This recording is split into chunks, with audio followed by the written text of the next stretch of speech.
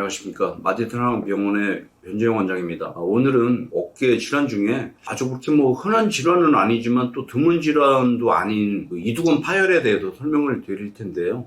오늘 이 주제로 말씀을 드리는 이유는 의외로 이두근 파열이 됐을 때 적절한 치료를 못 받는 분들이 상당히 많고, 이두근 파열에 대해서 뽀빠이 변형이나 통증이 있어서 이제 병원을 찾아갔을 때 수술을 권하지 않는 의사분들이 많은데, 사실 이두근 파열이 된 분들 중에 젊은 나이에 파열된 분들이나 아니면 활동적인 사회활동을 하는 분들이나 파열된 이두근에 대해서 수술적인 치료를 원하는 분들한테 적절한 치료가 안 되기 때문에 이런 분들한테 이두근 파열이 됐을 때 올바른 치료법이 있다는 것을 소개해 드리기 위해서 오늘 영상을 촬영하게 되었습니다.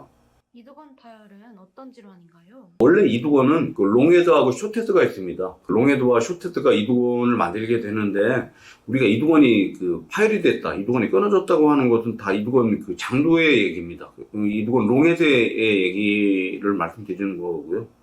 이두근 장도는 해부학적으로 어깨 관절 안에 견갑골하고 이제 상완골이 있는데, 견갑골 쪽의 관절면을 우리가 관절와라고 하는데, 그 위쪽에 있는 관절순에 이두근 장도에 힘줄이 붙어 있는 것이 정상적이고요. 이두근 장도 파열은 처음부터 갑자기 멀쩡하고 건강했던 힘줄이 끊어지는 것이 아니고, 기본적으로 관절 안에서 충돌이 일어나는 내축 충돌 증후군에 의해서 병은 시작이 됩니다. 이런 내축 충돌 증후군은 왜 일어나냐면은 이두근 자체가 불안정한 상황이 있을 수 있거든요.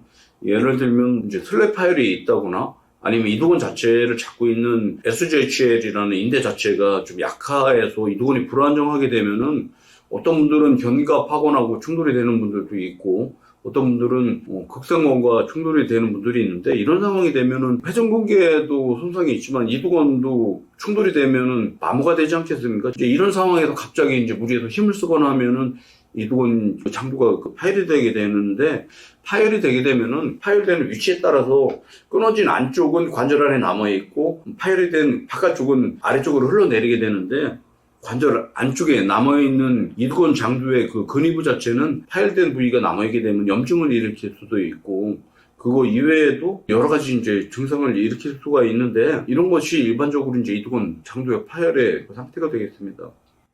그렇다면 이두근 파열은 어떤 증상이 있나요?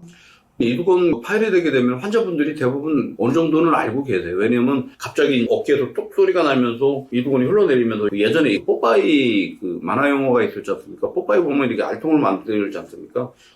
이렇게 볼록 터 나오는데, 우리가 생각하는 이두근은 알통에 힘을 주게 되면 근육에 힘이 들어가야 되는데, 볼록 터 나온 이두근이 힘이 없이 이렇게 덜렁거리는 것을 볼 수가 있고, 또 그런 분들이 대부분 이제 어깨를 쓰는 일을 하다 보면 피로 통증도 생기고 기능도 떨어지고 근력이 떨어진다는 얘기죠. 그거 이외에도 파열된 안쪽이 관절 안에서 염증을 일으키게 되면은 관절 안에 생기는 염증으로 인한 통증도 호소할 수가 있는데, 지금 그림에서 보시면은 이분은 이두근 파열이 오른쪽에서 일어난 분인데, 좌측하고 비교해서도 오른쪽에 이 상완에 이두근이 뽀빠이 같이 튀어나온 것을 볼 수가 있기 때문에 이두근 파열이 되어 있는 분들의 증상은 쉽게 알 수가 있습니다. 이두근 파열 상태에 따라 수술 방법이 달라진다고 하셨는데 자세한 설명 부탁드립니다. 저희 같은 경우에는 이두근 이전술, 고정술을 몇천 예를 그동안 해왔습니다. 처음에는 슬랩 파열이나 이두근 불안정성에 대해서 이두근 고정술을 하면서 기술을 익히고 발전이 되면서 이두근 파열된 분에게도 수술을 하면서 기술적인 노하우를 습득을 해서 현재는 아주 좋은 결과를 얻고 있는데, 예를 들어서 이제 환자가 이두근 파열에 대해서 바로 오는 분들도 있고 6개월, 1년이 지나서 찾아오는 분들도 있거든요. 그런 분들에 따라 상태가 다른데, 만약에 시간이 몇 달, 몇 개월, 한 1년 이렇게 오는 분들 같은 경우에는 일단은 파열된 이두근의 아래쪽이 삭게 됩니다. 길이가 좀 짧아지고, 또 이게 조직 안에 위치하다 보니까 찾기가 힘든 경우도 있거든요. 또 이제 어떤 분들 같은 경우에는 파열된 이두근이 상당히 얇아져 있는 분들도 있습니다. 2, 3mm 밖에 두께가 안 되는 분들도 있거든요. 근데 사실 2, 3mm면 상당히 얇은 거지 않습니까? 이런 경우에도 수술하기가 좀 쉽지가 않고, 또 어떤 분들 같은 경우에는 이두근이 파열돼서 밑으로 흘러내린 부분에 남아있는 힘줄 자체가 상당히 상해서 너덜거리는 상황이라면은 사실 수술하는 것이 쉽지가 않을 수가 있고요. 그거 이외에도 만약에 이두건 파열된 부위 자체가 힘줄의 윗단보다는 근육에 가까운 아랫단에서 파열이 됐다면은 아무래도 힘줄 부위가 짧아지게 되기 때문에 수술하는데 애로사항이 있습니다. 근데 어찌됐든 저희가 그동안 수술을 하면서 결과를 봤을 때는 파열된 이두건의 힘줄 부위를 이용을 해서 상완골의 그 터널을 뚫어서 터널 안에다가 파열된 이두건을 강한 녹지 않는 실로 보강을 한 후에 그 실을 이용해서 뼈에다 고정을 시켜주는 골터널 고정술이 가장 결과가 좋았고요.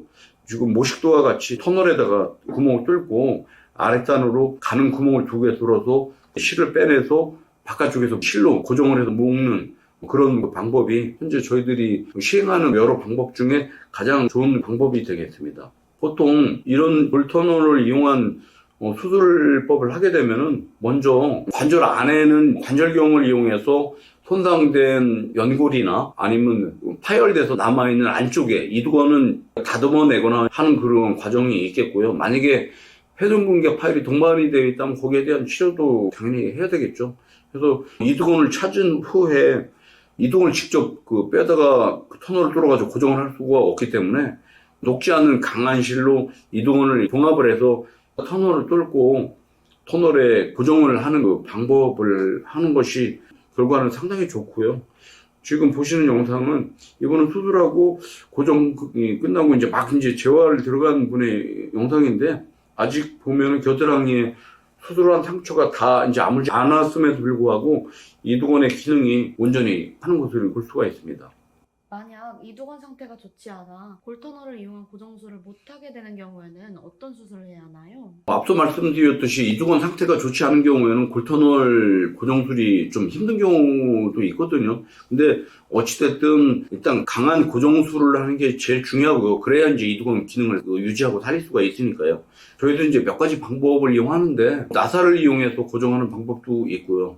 그다음에 앵커를 이용해서 하는 방법이 있는데 오늘은 일단 나사를 이용한 방법을 설명을 해드리려고 하는데 지금 모식도 같이 나사를 이용해서 이두건을 이제 고정을 하게 되는데 이런 경우도 마찬가지로 관절경을 이용해서 관절 안에 파열된 이두건은 다듬어내고 손상된 그 연골도 정리를 하고 또 동반된 회전근개 같은 경우에도 같이 이제 치료를 하고 대부분 나사를 이용한 고정인 경우에는 힘줄이 짧은 경우거든요. 이런 경우에는 골터널이 힘들기 때문에 실로 보강을 한 이후에 나사를 이용해서 뼈에다가 고정하는 수술법을 이용을 하고 있고요. 지금 보시는 사진은 나사를 이용해서 수술했던 분의 엑스레이와 CT의 사진이 되는데 보통 그림과 같이 이렇게 고정이 되기 때문에 그 나사는 제거하지 않고 크게 불편하지 않게 수술을 하고 있습니다.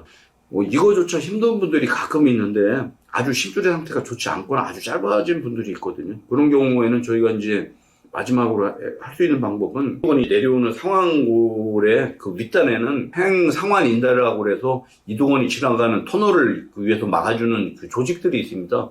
조직에다가 직접 이두건을 봉합을 해줘서 이두건의 기능을 어느 정도 보존을 해주고 뽀빠이 변형을 치료하는 방법이 있는데 아무래도 상대적으로 앞서 했던 골터널 고정술이나 나사를 이용한 고정술보다는 고정력이 좀 떨어지긴 해도 뽀바이 같은 변형이나 그런 거는 해결이 되고 힘도 어느 정도 회복을 할 수가 있는데 이런 경우에도 마찬가지로 관절경을 이용해서 관절 안의 문제를 해결하고요. 이두건 끊어진 아랫단하고 상완인대를 직접 녹지 않는 실로 이용을 해서 봉합을 해서 기능을 회복하고 있습니다.